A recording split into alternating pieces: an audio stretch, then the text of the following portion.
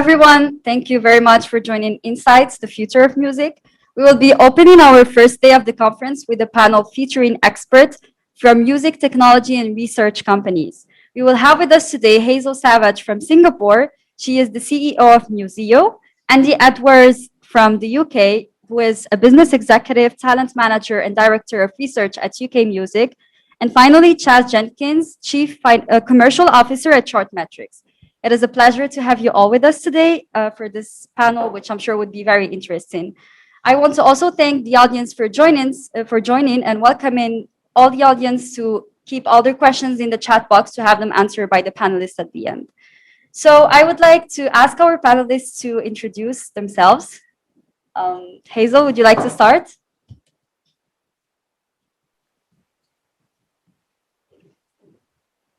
I think Hazel has a problem connecting. Then we would go to Andy Edwards. Would you like to briefly introduce yourself to our audience? Yeah, hello. I'm Andy Edwards. I'm, as you said, a executive and talent manager. So I work with artists day to day. I also manage a Grammy award-winning producer and mixer, Cameron Craig. And I also have a slightly unusual job. I wear two primary different hats. So one is talent management and the other is I'm director of research for UK Music with the umbrella trade organisation for the UK music industry. So the recorded industry, publishing, artists, songwriters and so forth all work with us collaboratively. We try and provide a united voice to the UK government and media regarding sort of industry level topics. So I have that sort of juxtaposition of working with artists day to day, but also working at a strategic level as well. And I'm also rocking my lockdown haircut as well. So great to be here. Thank you so much, Andy. Chaz, would you like to go next? Sure. My name's Chaz Jenkins. I'm Chief Commercial Officer at a company called Chartmetric. I spent many years before Chartmetric founding independent labels and working for Universal Music. We founded Chartmetric nearly 5 years ago now, just over 4 years ago.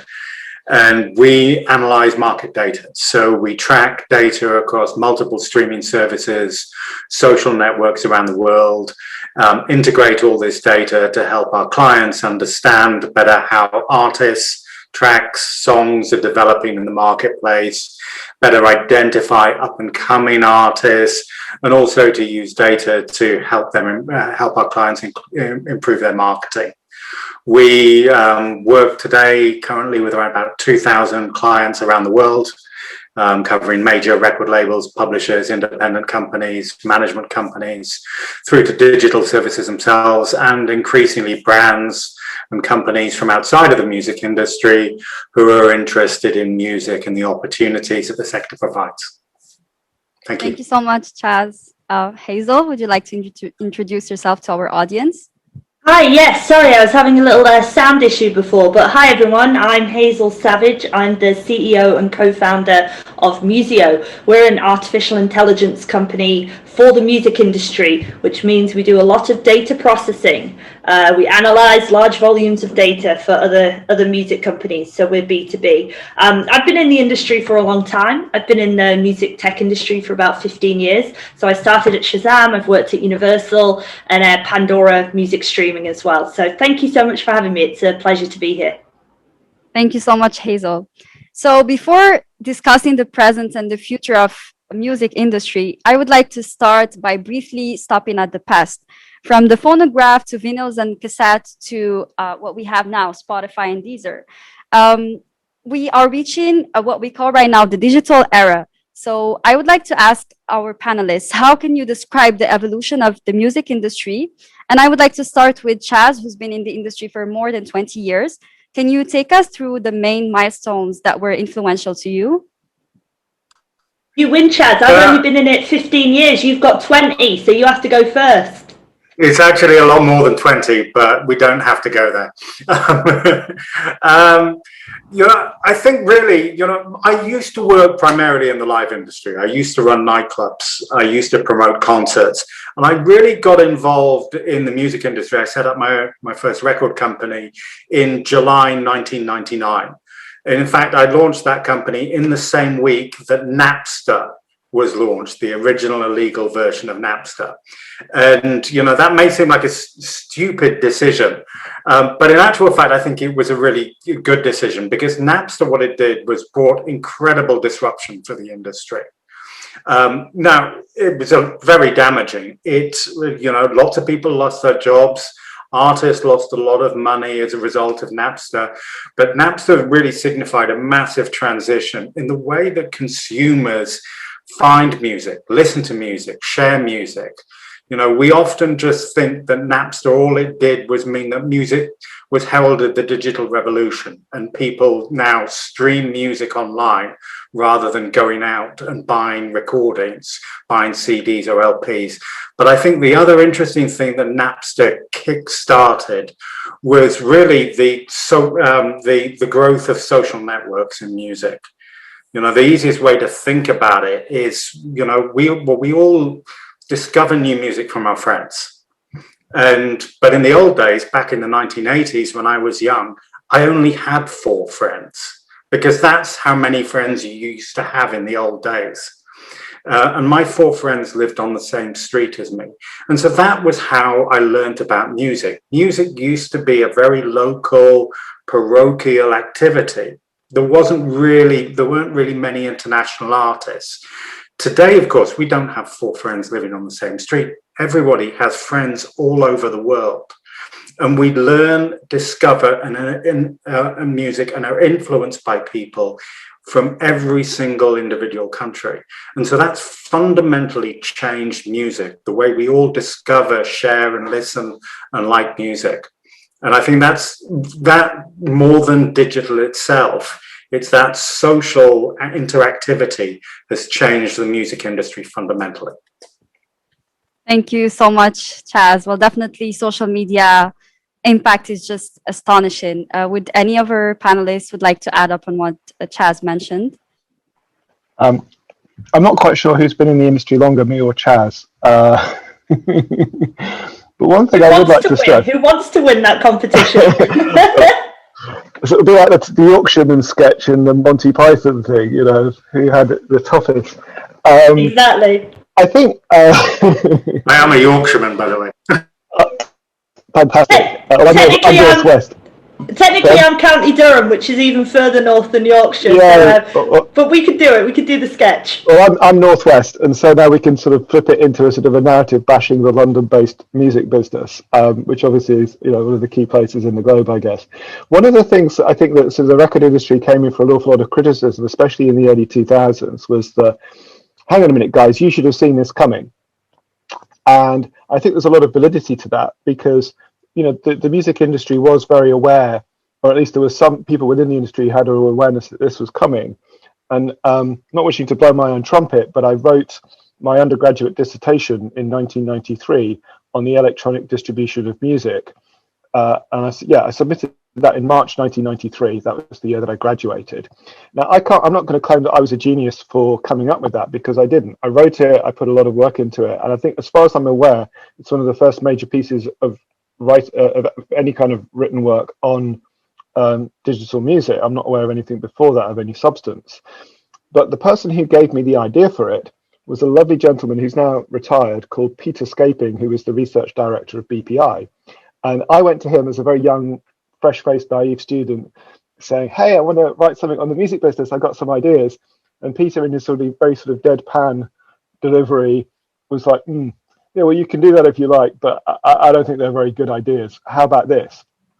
And he said, some people think that music is going to be beamed into people's homes in future, like an armchair record store. And that was the phrase that people would use at that time, armchair record store. You have to remember, this was at a point in time before there was Netscape. So Mark Andreessen and all those guys, they weren't thinking about web browsers and stuff like that. They were thinking about interactive cable, satellite, and so forth. And that's where people's attention was at that time. And at the moment that I was writing my dissertation. So I try not to think too much about the technology, but basically the kind of the basic principle about what those zeros and ones kind of could potentially achieve. And one of the things that I identified, which the record labels were getting into at that point, certainly BMG Records were, who were breaking tape bad at that moment, was databases, consumer databases. For those of us who can remember CDs and buying CDs in the 90s, a lot of them would come with a little postcard inside, and you fill in your name and address I want to know about the next Take That single, put your name in there, send them off, and you're on a database, and then people will then sort of mail shot you. And so I think there was certainly an awareness of that. And actually, to go back even further, and this is something I was doing some work with Music Week last year, and I had to sort of remind them on this. And this is for their 50th anniversary. In 1982, so 81 or 82, Richard Branson played an April Fool's joke on the global music business by saying that he was going to pull out of retail and he was just going to sell directly into people's homes. He would beam music electronically into people's homes. And Music Week devoted an entire front cover to this exclusive story. And it was an April Fool's joke. This was Richard Branson, typical Branson. And they fell for it, and the industry were like, oh my goodness. But even at that point, this is, going back almost 40 years, people had this conception of what the future might look like. So when it actually started to happen, and it's happened in stages during the 90s, so from around 1994, there was a company called Good Technology, who went on to do brand stuff for people like Audi, but they produced one of the first music websites for Island Records. That was produced by my former boss, Mark Moreau. They started doing it for sort of bands. There were kind of various sort of online databases where you could search for music tracks and things like that. And this is all before Napster. And then, as Chaz very eloquently put, Napster blew the whole thing up. But even at that stage, I think there was still a reluctance. Even in sort of 1999 and 2000, when I was working in the record labels, there were senior executives in the record labels who did not switch on their computers. They would ask their secretary to print out any emails that they would receive and then send them to them. They would read them and then sort of scribble any notes and pass them back to the secretary, who would then respond to whoever it was that had written to them. That was still a thing. It was not cool to be into computers or technology or anything like that for an awful lot of people in the music business during the 90s. There were pockets, I think the Beastie Boys and some of the folks around that were into it. People like Mark Geiger was very much into it. So there were definitely people, Mark Moreau is another one, but there was, for the most part, an awful lot of people were very sniffy and dismissive about technology or anybody who had any kind of interest in technology. And that started to change in the following decade. Thank you very much, Andy, for taking us through all of these stages. I would like to talk about the current stage of the industry with COVID-19 hitting. It is not a subject it is a subject we cannot ignore. And I would like to address a question to you, Hazel, as a CEO of a 100% digital company. Do you feel the impact of COVID-19, and has possibly any business opportunities sparked? Yeah, it's interesting. I was probably a little less worried about COVID than, say, my counterparts at the live music and festival and the booking agents, because theoretically, you can buy our product. It's entirely online. You don't even have to meet me face to face. So you would think, on paper that it would work. And luckily that did turn out to be the reality. There was definitely a time when sort of the first sort of series of lockdowns, and I'm based over here in Singapore, and the first lockdown or circuit breaker was March 2020. And so I felt for like 3 to 6 months, people were just a little bit more conservative, a little bit tentative, like let's stop spending our money just in case this gets worse, or we don't know how it's going to play out. So we want to be a little conservative. But then I think when people realized, streaming numbers are going up, and the old saying, every crisis is an opportunity, people then started to double down and say, okay, even if this is the reality, a lot of people are listening music doesn't go anywhere during a pandemic. If anything, it becomes more popular. It's a huge comfort to a lot of people. It's entertainment. It's available everywhere. So we actually then saw kind of an uptick in business. And interestingly enough, I just did the financials for last year. There was a little bit of a downturn in Q4. And again, I was like, what I liked about that was it mirrors the industry perfectly. A lot of people just suddenly stop working on the 1st of November and don't get back to their desks till Feb 1. So there was a little bit of a dip in the Q4, which I've seen in other industries. So it seemed a little bit business as usual for me, but with the fact that everyone just started off being a little bit tentative. But I know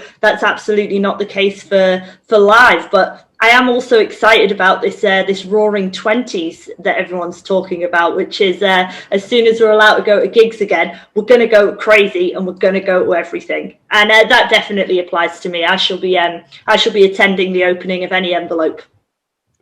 Thank you so much, Hazel. In regards to the COVID-19 pandemic, I would like to address the artist's impact. And I would like to turn back the question to you, Andy, who's been working on your music by numbers report yearly.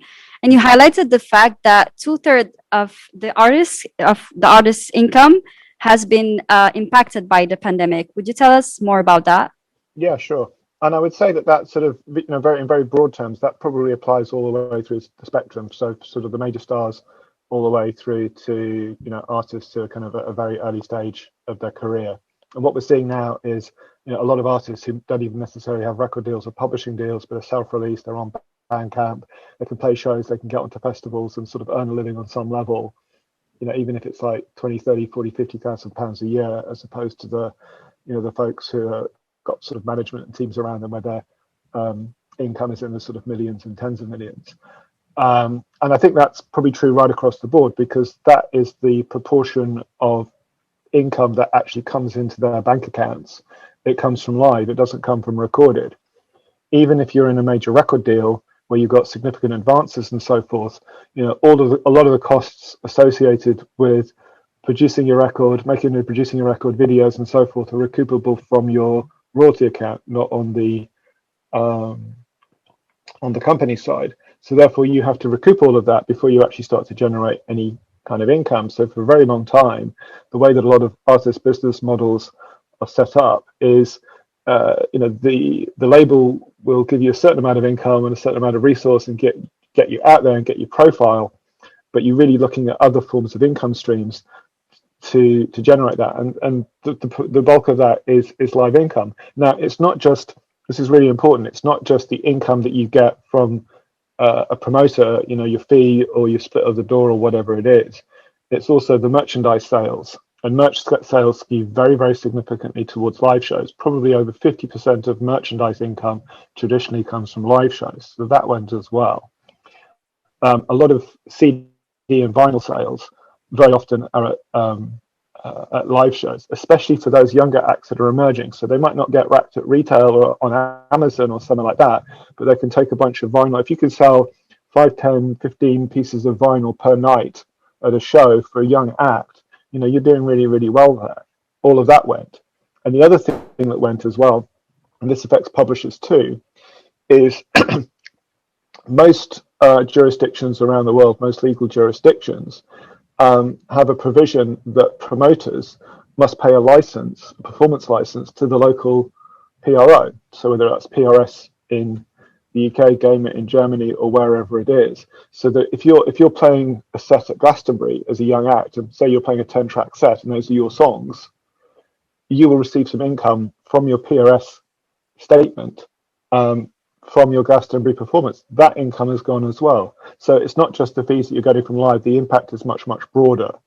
And I think the other thing to point out as well is the promotional impact, because if you can't move around and you're not playing live, then you're not promoting your records, you're not getting on the radio as much. There's a lot of other things too. It's very significant. Thank you very much, Andy, and to our panelists. I will leave the speech right now to my colleague Juanfer, who will guide us through the next block.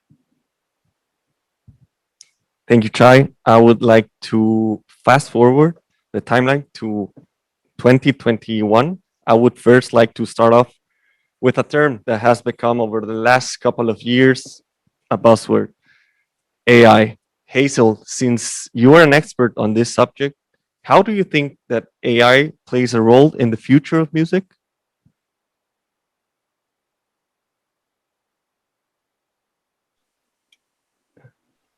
You might need to ask the question again. I think Hazel just had to log back on.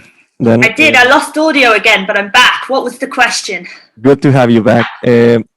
So Hazel, since you're an expert on AI, how do you think that artificial intelligence plays a role in the future of music? That's a huge question. I'm glad I came back for it.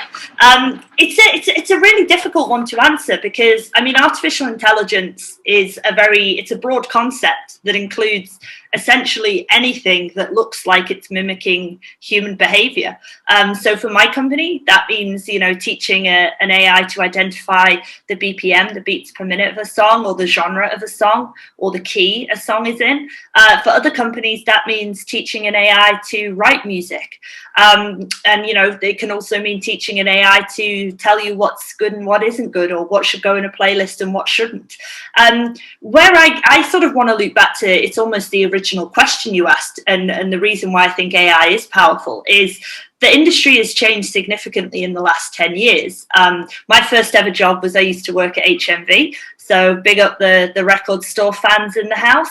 And I used to be putting the CDs on the shelf every Sunday night, ready for sale on Monday morning. And I love that all of my other panelists are old enough to remember when music was all released on the same day at 9 a.m. And, you know, that was how you bought music. You went and bought the CDs or cassettes when I worked there. And, you know, that was how you consumed new music. And on a really busy week, there'd be 5 or 6. And, you know, I'd fill out a shelf of each. And that was the job done. But, you know, just this week, Spotify announced 60,000 songs a day uploaded to their platform, which is like, what, one a second, one a minute? It's a lot. And, the game's changed. It's great. So many more artists can release music, but the challenge is, how do you manage that volume? I think it's great that artists can release music whenever they want, any time zone, any day of the week. But how do you know what you have, and how do you make sure you get in front of the right audience? And so I think AI can be very helpful in managing data that is just no longer manually possible to manage. You know, nobody, even if Spotify had 1,000 people, they still couldn't listen to all 60,000 songs before they're live on their platform. So how do you use artificial intelligence to automate some of those processes? How do you check all the files are correct? How do you check what length they are, what genre they are, what quality they are, what playlist they should be in? So this is where I see AI as being really powerful, helping to create more opportunities ultimately for the artists and the songwriters to be discovered, but also not replacing humans, but, you know, taking jobs that aren't manually physically possible.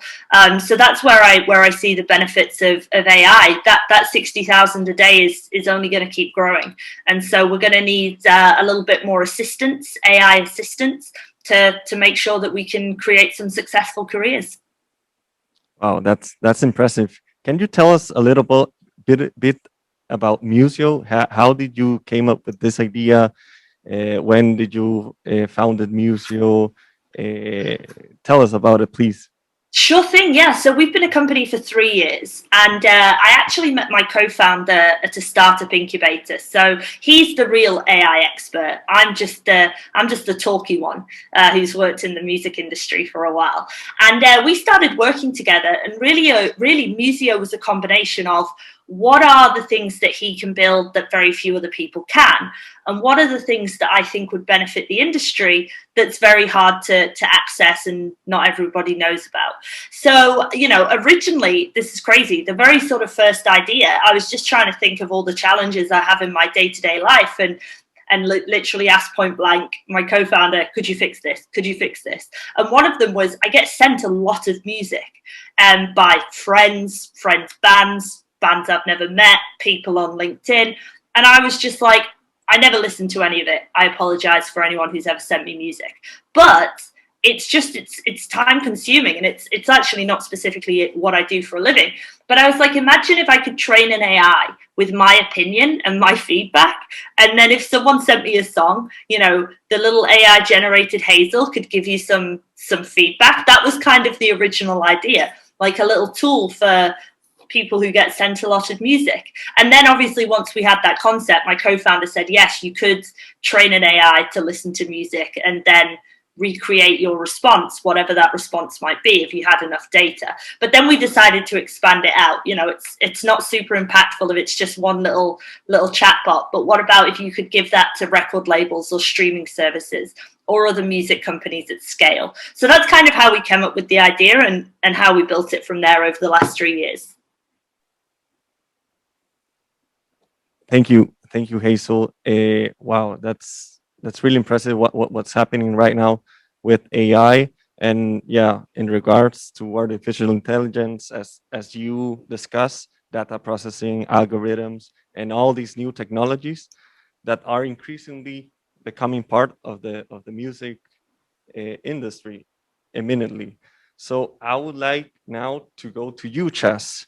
Chartmetric tracks over 2 million artists over 20 streaming platforms.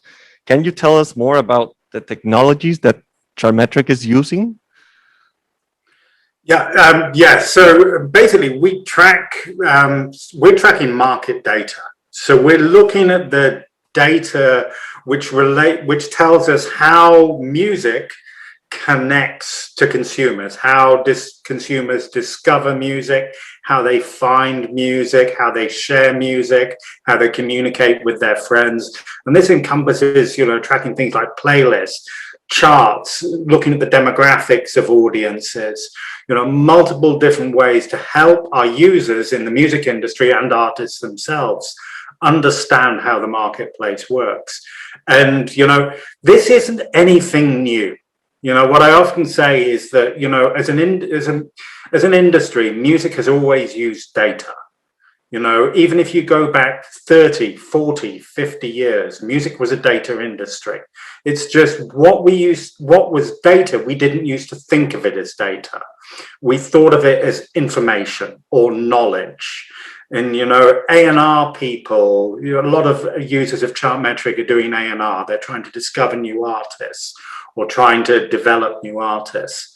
And A&R people often talk about gut instinct.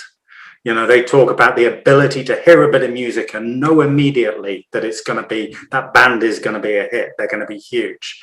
But, what is gut instinct? I mean, I was never a very good A&R person because I didn't read enough. And because I didn't read enough and talk to enough people and know enough about the marketplace, I didn't have enough knowledge. I didn't have enough knowledge to be able to make a really good decision on gut instinct. And that, in a sense, is what we're trying to solve with Chartmetric. It goes without saying there's a lot more data these days. I mean, if you put it in simple terms, the average music consumer created 2 data points per year back in the 1990s because the average consumer only created data when they bought a CD. And so average person bought 2 CDs a year, 2 data points.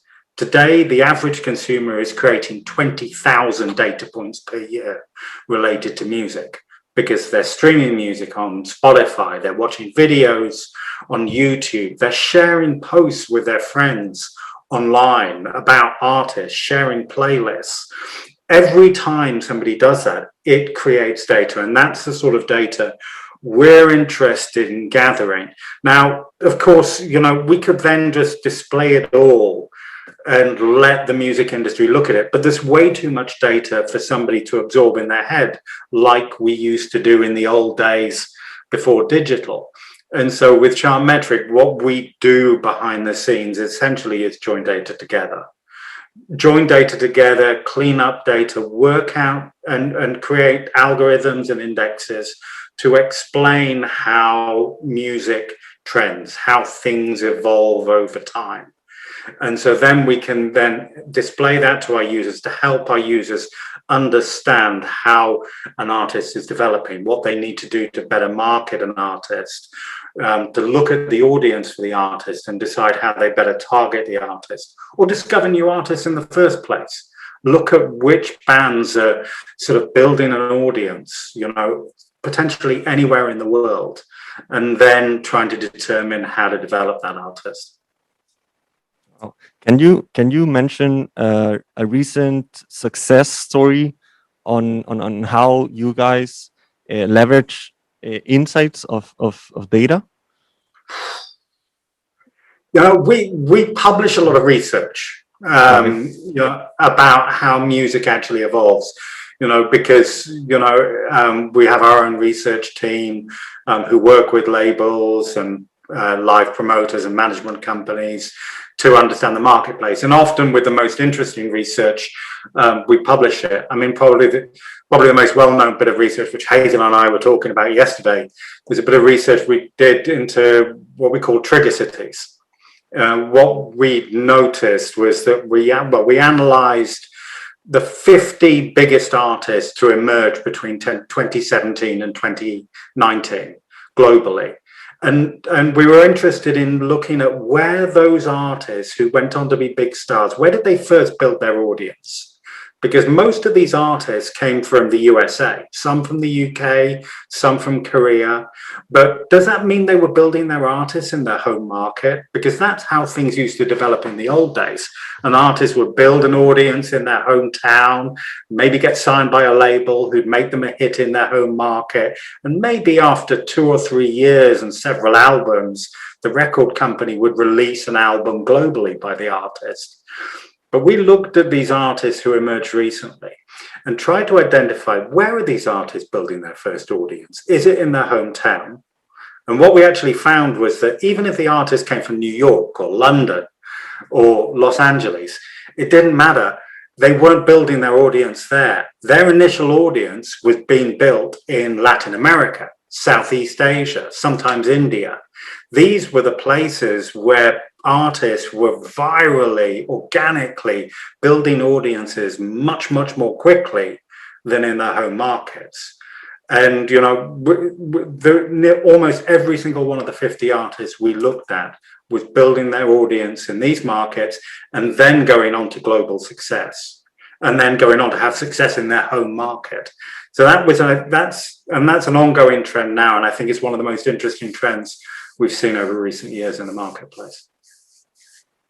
Wow, thank you for your answer.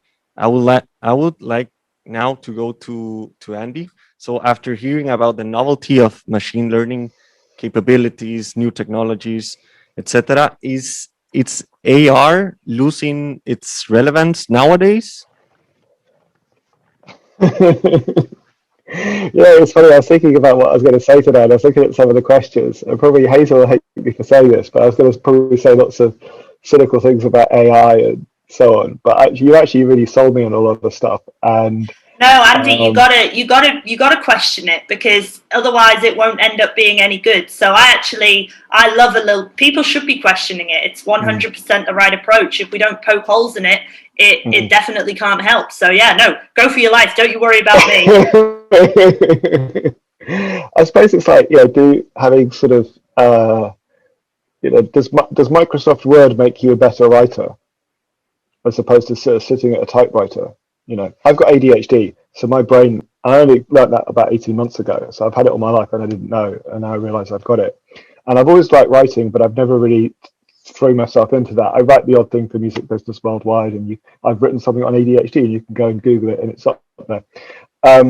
But my process is, if I was sitting down with a pad of paper, I would be just scribbling things out all the time, and it would just look like a total mess. But in Microsoft Word, I can copy and paste and chuck things around, and it just really, really helps my kind of creative process. So conceptually, I can see how AI can really help inform a lot of decisions, whether it's an A&R decision of people kind of listening to music and making a judgment on it, whether it's from a playlist point of view, whether you're a radio programmer or somebody at Spotify creating a playlist, or even for someone themselves actually creating music. But one of the questions in the chat about whether AI would replace artists and songwriters, no, categorically not, because you still need a sort of core inspiration. But I think certainly tapping into it, I think, can help sort of finesse your ideas and to allocate the process. But I think you've got to use the technology creatively, just as you would use a guitar creatively or anything else. So far as A&R specifically is concerned, and I think it's really important to acknowledge what Chaz does as well, and those kinds of metrics. I think the challenge is, for anybody in the industry, whether you're a manager, a record label, publisher, or whatever else, is that there is just a plethora of talent out there. And even from the talent's perspective, it's really, really tough, because you're getting to market earlier. You can put a record out quite easily with very little income, and you're competing against thousands and thousands and thousands of artists on a daily basis, each uploading their tracks to Spotify, Apple Music, and wherever else. And how the hell do you cut through all of that? And especially, how the hell do you cut through if you've got limited resource, if you haven't got marketing spend and pluggers and goodness knows what? You cut through by having great ideas. You cut through by having a true and authentic voice. You cut through by having something that really connects with people. So those kind of basic fundamentals probably don't change. So I think, to answer the question as simply as I can, I think both a combination of AI and the sort of broader metrics that I think we have available to us, I think help finesse the process. They don't replace it. That's how I sort of see this going. But it's weird. On the one hand, there has never been a better time to be an artist. On the other hand, there's never been a more competitive time, and it's never been this brutal. So, and I guess you kind of have to sort of embrace the both. And the weird thing is, when I talk to artists on a daily basis, I don't hear anybody complaining. That's a good thing. That's positive. You know, they're up for the challenge. But I think the critical thing is artists who can really understand their uniqueness and what it is that they believe and what it is they're saying and how that cuts through. And I'll give you an example. You know, a couple of acts that I've worked with fairly recently they're great musicians, they're great musos, they come up with a sound, they can put some music onto Spotify, it can hit all the algorithms in the right way, and for whatever reason they're getting all of these plays because they managed to get on playlists here and there. But then I look at their Instagram and there's nothing much happening.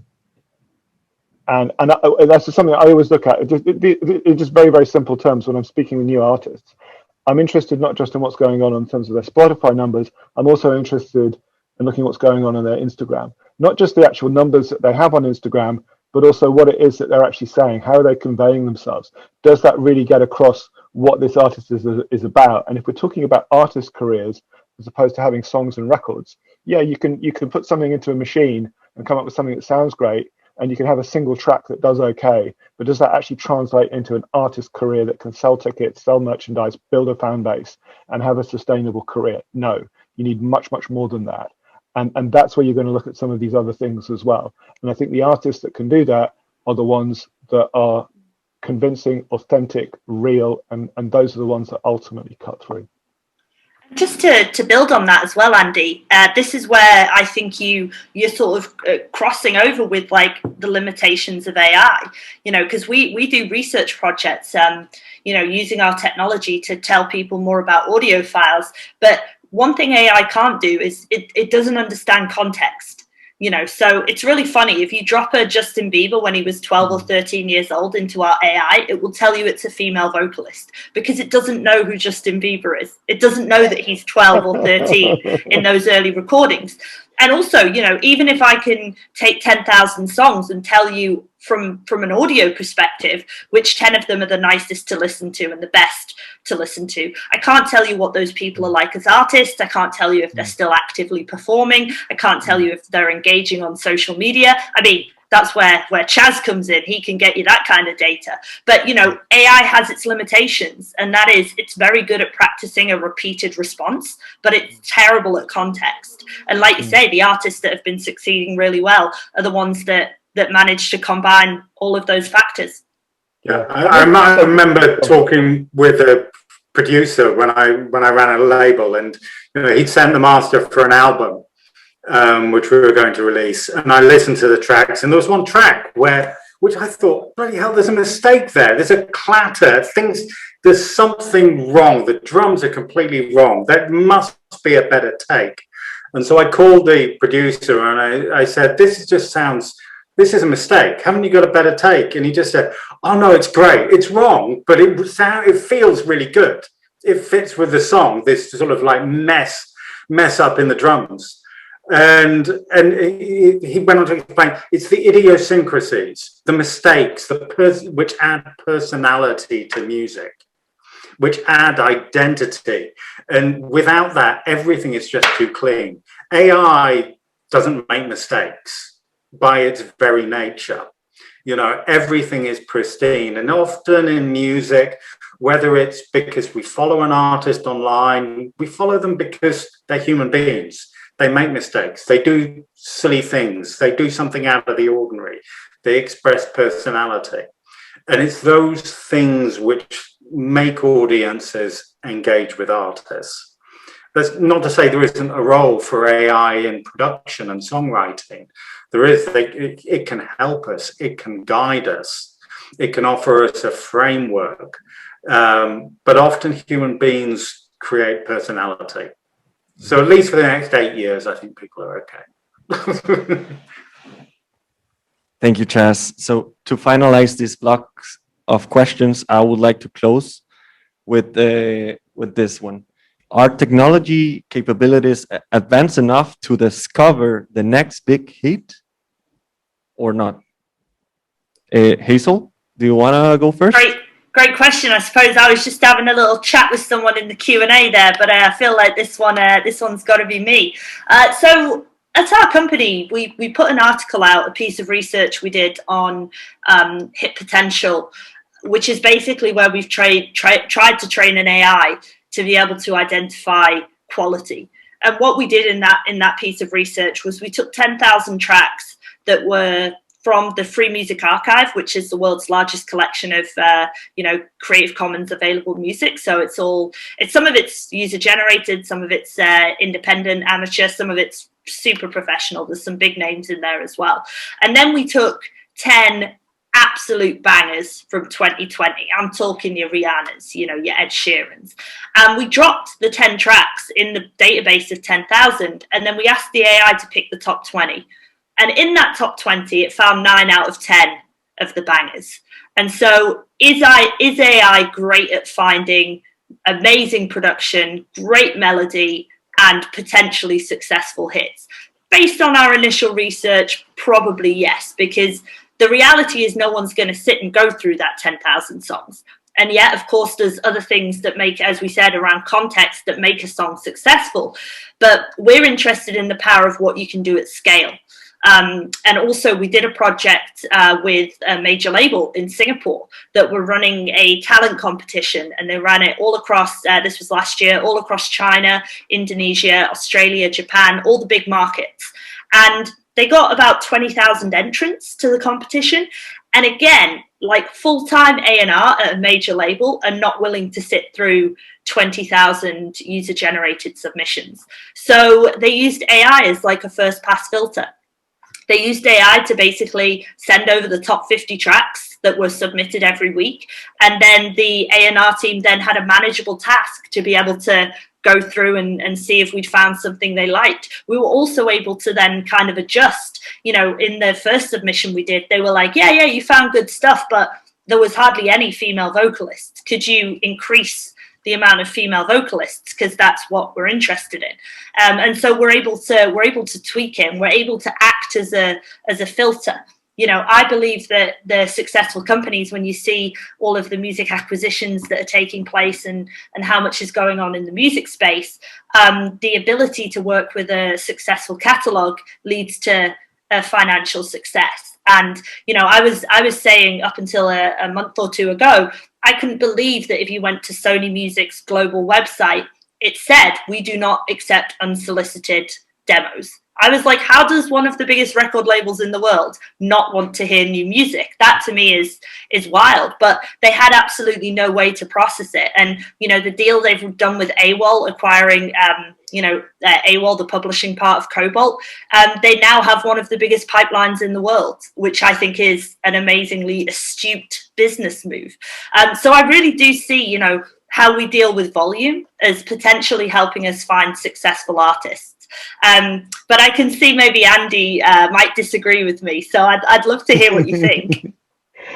Actually, you know what? Just coming back to your little experiment, what I would love to do is repeat the exercise, but pull out through history all of those kind of crazy hits that sort of came out of nowhere and that sort of defied expectations. So just off the top of my head, and this is showing my age here a wee bit, Bohemian Rhapsody, Queen, is the obvious one, although I was probably a bit too young for that.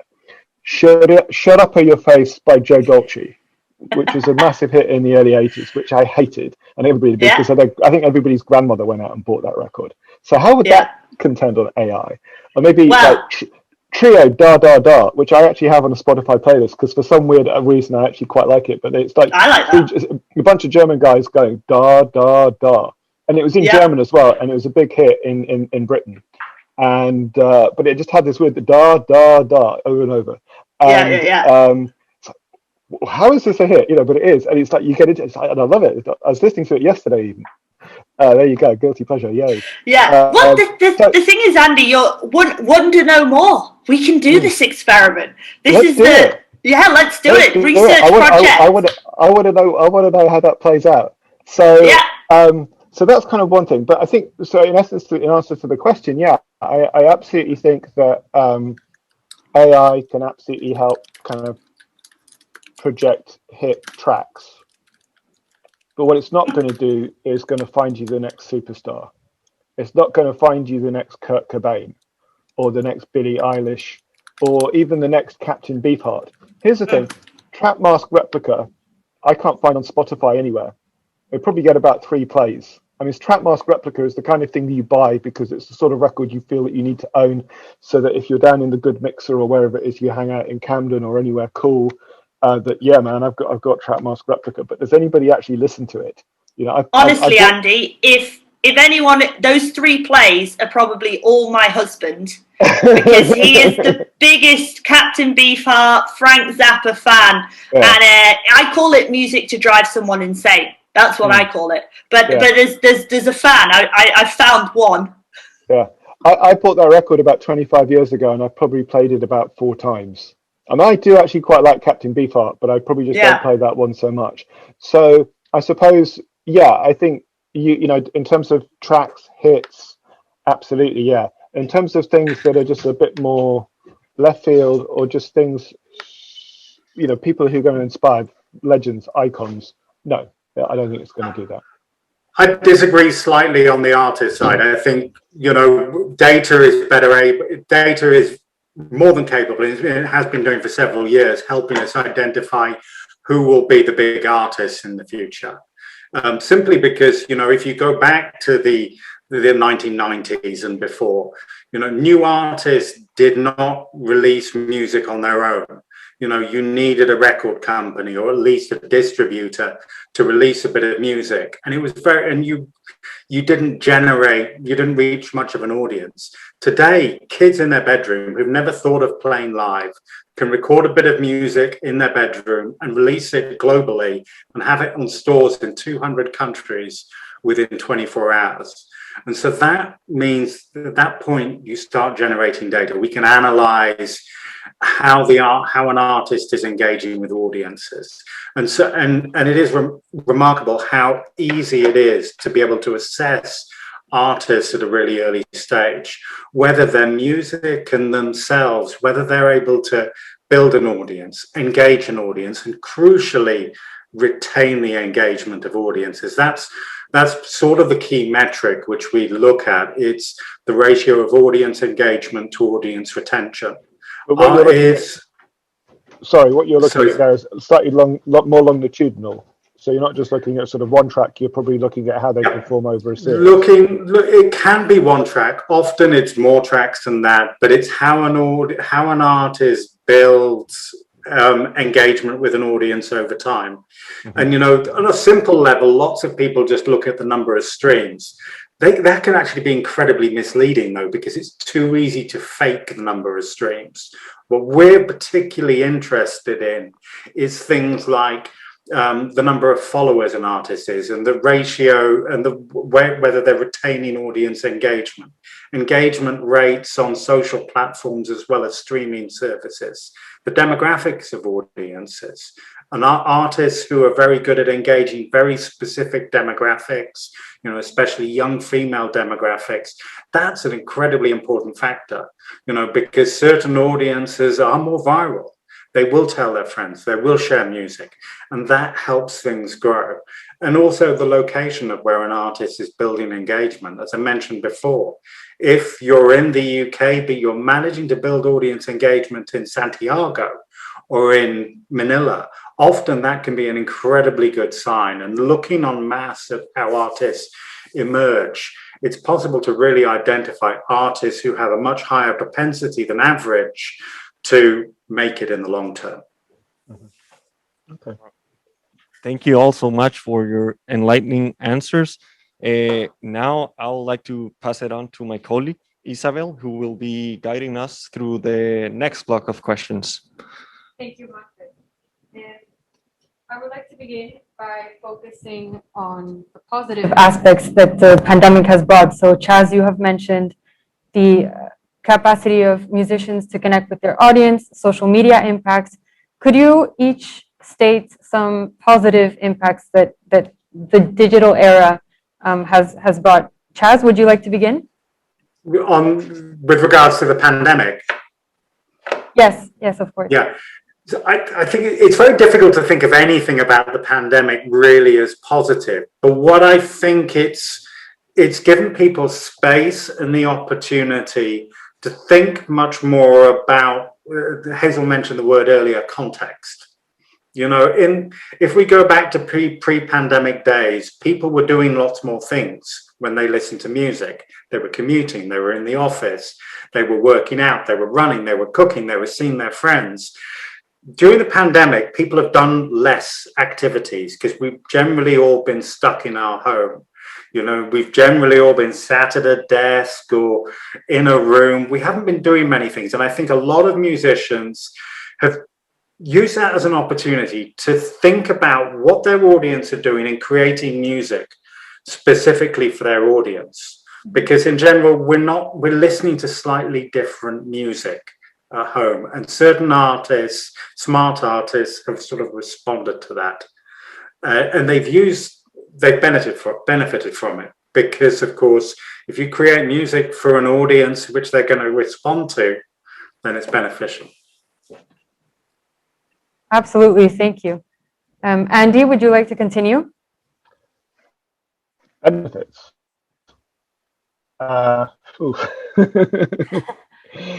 It's a really hard one to answer because I have been an awful lot of negatives. One of the things I would say as a positive is that all of the artists that I've spoken to, and I've been doing a lot of artist work, and I've probably spoken since the pandemic started, I've probably run consultancies with probably about 60 artists during that time. And I've not come across a single one yet, other than just around the death of George Floyd period for certain folks, where people were in a bad state mentally, you know. And I think that, I mean, that's, you know, some of the bigger social issues, you know, like Black Lives Matter and things like that, and the conflicts of that, I think with COVID, in some ways has been more disruptive for some individuals. It's also given a source of inspiration as well. But generally speaking, a lot of the artists that I speak to are quite positive. They are in a very challenging position. And just kind of speaking, and I'm talking about younger acts who are emerging and just starting out. So the people where their incomes are maybe 10, 15, 20 grand a year at best. And those folks are in a really tough place. So they're wheeling and dealing, ducking and diving. Some of them running kind of music workshops on the side, you know, teaching music remotely, things like that. I'm seeing a lot of people kind of really sort of focusing on D2C.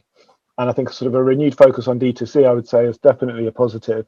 So that could be for sort of young emerging acts who are using platforms like Bandcamp to sell merchandise and vinyl and so forth. I've seen that.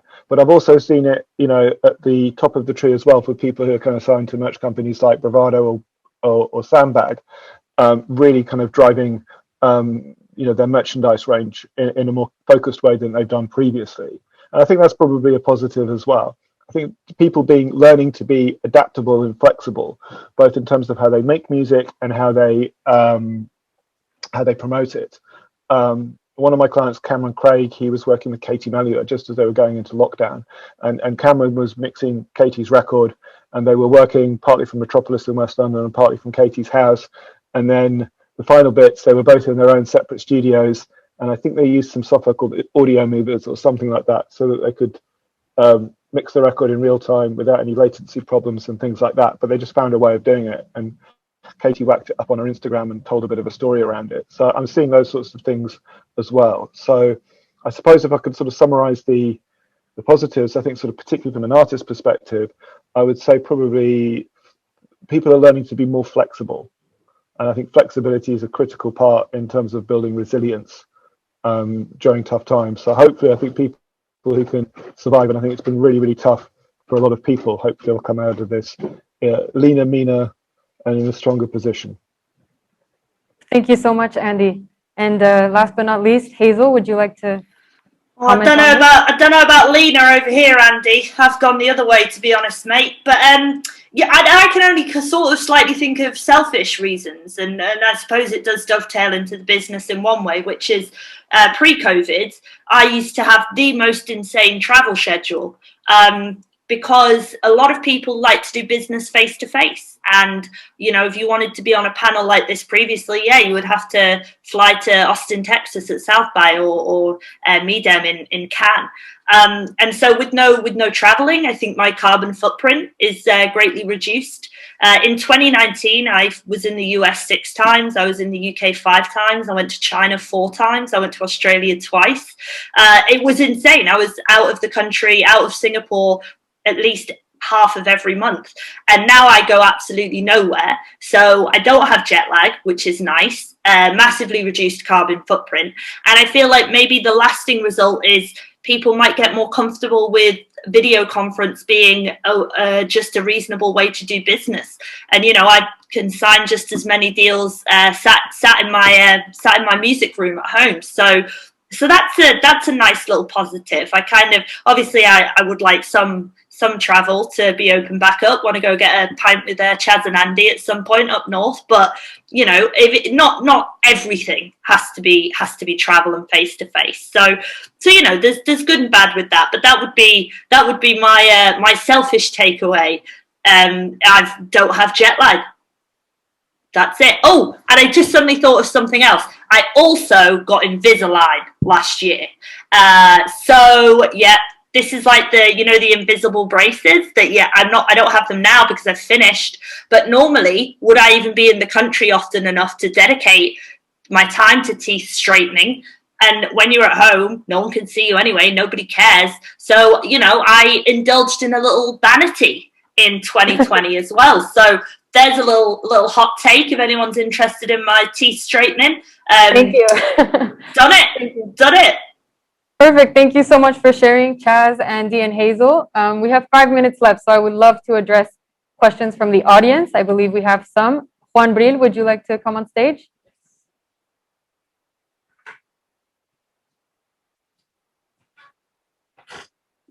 So hello, everyone. Now we're going to be addressing the different questions posted by the audience. Thank you very much to everyone who has made questions.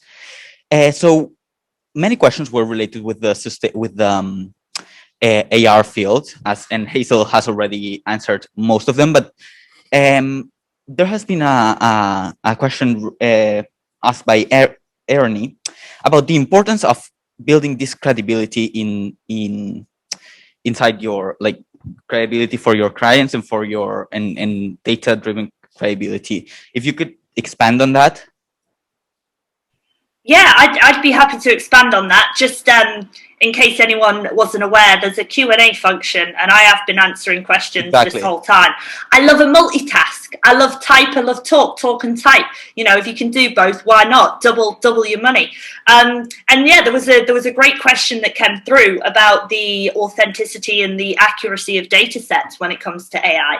And my response to that was I was very lucky when I started Musiio 3 years ago. I partnered with 3 different companies who gave us access to their data very early on. And so, in return for using our product. So, my relationships there really helped. But also we do have a music team. We have a full-time team of 4 people that work internally to make sure that our data is accurate and we're not putting out poor quality data. So that's where I feel like where AI is really powerful is when you have great developers, but also great industry people who can help guide the process. So that's what we focus on, and that's just a little expansion on the data question. Perfect. Thank you very much. We have also been asked questions about the importance of AR and how AR is going to shape the future. But I believe it has already been discussed. But if someone wants to make a final comment on this. Oh, I was just going to say there is some questions about augmented reality and virtual reality, but it is absolutely not my wheelhouse. But so if Chaz or Andy has any hot takes on how augmented reality can affect the live space, then go for it. I have no comment. I have no knowledge. Yeah, go on, you go, Chaz. I was going to say a bit. I mean, I think there is one of the general trends which has been going on is sort of separately to sort of like experiments in AR is a general growth in use of music within the gaming sector, within the video streaming sector. Music has grown its usage in those sectors.